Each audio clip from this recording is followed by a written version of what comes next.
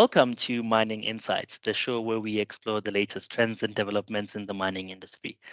Today, we're going to be talking about a very important topic, which is sustainable mining and how the industry of mining is moving from what we call a linear model to a secular model.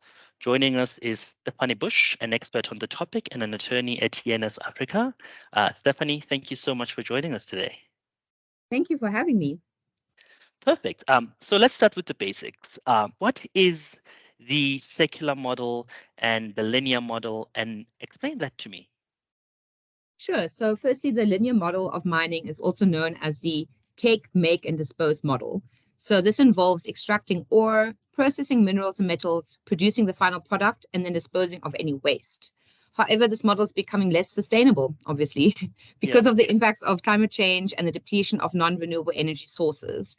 Additionally, there's pressure on big corporates to meet the ESG targets, and therefore they are looking to rethink this traditional model. Okay, and I assume there's pressure as well from consumers because more and more people are becoming aware of the environments and the effects that these mining companies have on the environments that we live in. Exactly. So that's really interesting. Can you give us some examples of some of the companies that have adopted a secular model, and what exactly is the secular model? So yes, the circular model, and it's also known as it's quite a mouthful, but it's take, make, use, recycle, or reuse model. So Yeah, it is a this mouthful. model, it is, eh?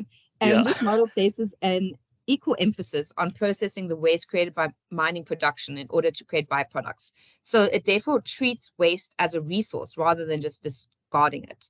These byproducts can then be used by the mining industry itself or by other industries. So, for example, cobalt can be found in copper tailings, or batteries in electric vehicles can be recycled. Another option would be capturing carbon, which is emitted during mining operations, and then utilizing this carbon to produce, for example, methanol or e-fuels. Additionally, mining waste can also be upcycled into new materials or products, such as using it as a soil additive or for road construction. And so one of the companies, your second question, that is already introducing this circular model is, for example, Anglo American, which introduced the Future Smart Mining Program. With this project, they seek to address legacy challenges by implementing cleanups of its old or closed tailing facilities in order to extract valuable residual metals and minerals. Another example would be the US aluminium industry, where more than 40% of the country's aluminium supply is actually produced by recycling and melting existing aluminium scrap. Okay, that sounds interesting. And this is the take, make, use, recycle / reuse model. Exactly, yes. Yeah, I want to ask something interesting about that. Can we do this indefinitely, or do we get to a point where we can no longer reuse and recycle? Or can we continue doing this indefinitely with all the byproducts of these mining companies? Well, metals and minerals can be used indefinitely, right? So they might have to be used for different reasons or different byproducts, but theoretically it should be able, especially if we have the right technology to do so. So there's a lot of research and development still being put into creating the correct technology that would be able to reuse or upcycle any metals or minerals. Okay. And what would the role of the government and legislators be in promoting the secular model of mining? So they can play a key role by just developing regulatory frameworks which are based on circularity principles. This would also include developing standards and specifications that regulate not only the traditional products that we know of mining operations, but also the byproducts that were previously always regarded as waste. Another option would be that policies can be implemented to incentivize investments into companies which have adopted a circular model. And this would be, for example, through tax or fiscal incentives. Governments could also focus on increasing public awareness of the circular economy. So just having people understand what it is to, reuse and upcycle already something that you have. Or governments could introduce electronic waste collection programs to recover metals, and also, very importantly, drive this research and development in waste management and upcycling or recycling technology that I was discussing just now. Okay. So do you foresee a world in which we move completely away from the linear model to the secular model? Because in my head, I just think I'm a mining company. I mine, I take whatever I want, I dump the rest. And now your Stephanie is coming and telling me, no, no, no, we need to move to a circular model of operating where I need to now spend more money, investing more money into taking that byproduct and actually turning it into something else. Do you think that the companies that are on the currently on the linear model, are incentivized enough to stop that model and move into a circular model? Well, firstly, there might be extra costs in actually taking out the waste and the byproducts, but it's also extra profits that you're making because you're creating a whole new value chain. It's something that you can sell.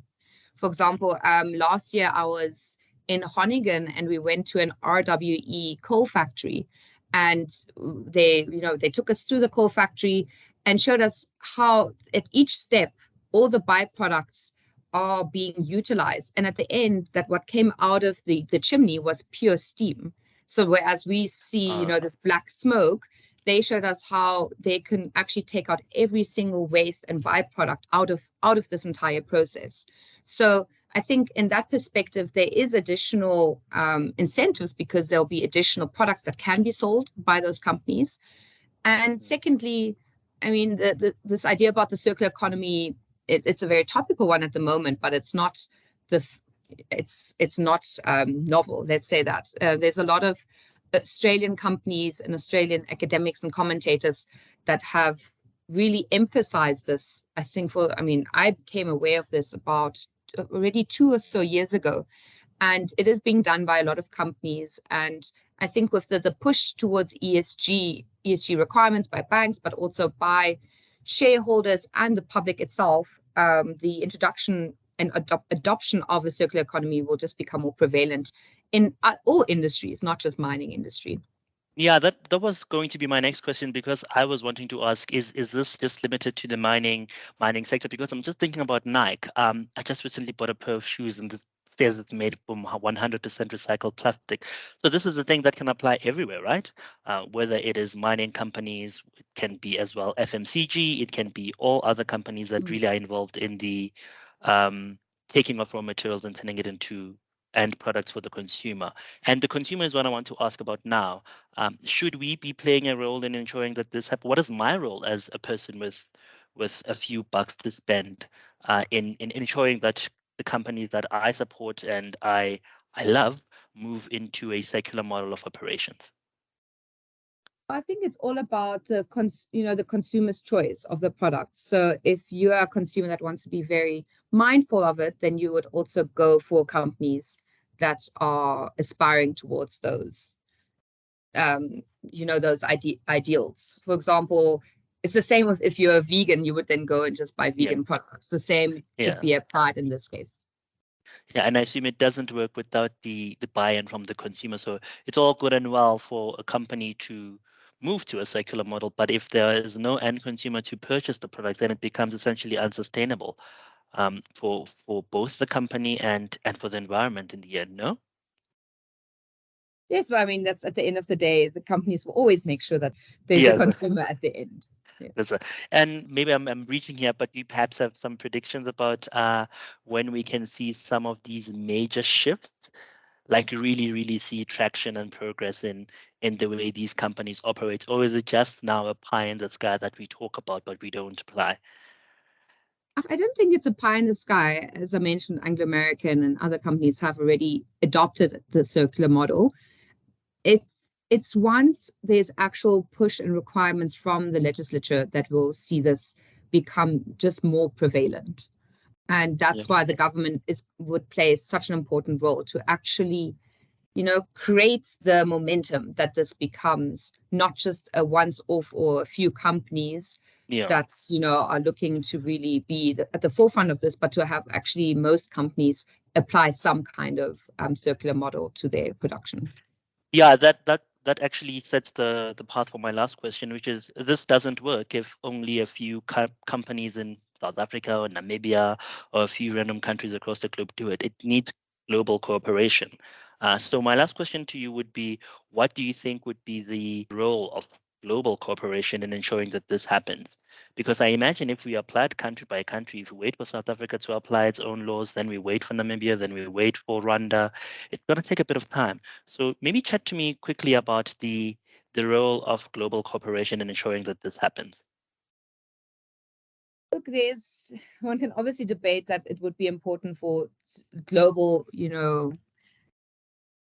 global cooperation to be put into place. That might be in terms of UN,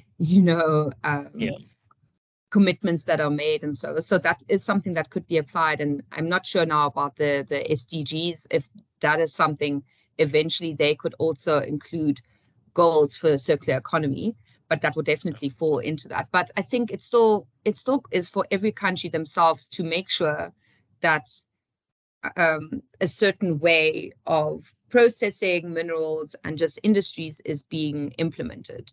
And therefore, it's all fine and well to wait for a global recognition of it and global push, but you must also see what you can do nationally in your country. And the SDG would be the Sustainable Development Goals. Am I right? Yes. Perfect. Thank you so much, Stefanie. That's been really helpful, and thank you for sharing that with us. No, it's my pleasure. It's the circular economy is very topical at the moment, and I'm just happy to, share some thoughts with you and the listeners to this Mining ENSights. Perfect. And that concludes today's episodes of Mining ENSights. We've been discussing sustainable mining and how the industry is moving from a linear economy, which is a linear model, which is take and really discard away into the environment, to a circular economy where we look at you take from the environment, you then repurpose whatever byproduct at the end to make something else. Thank you all, and we'll see you next time.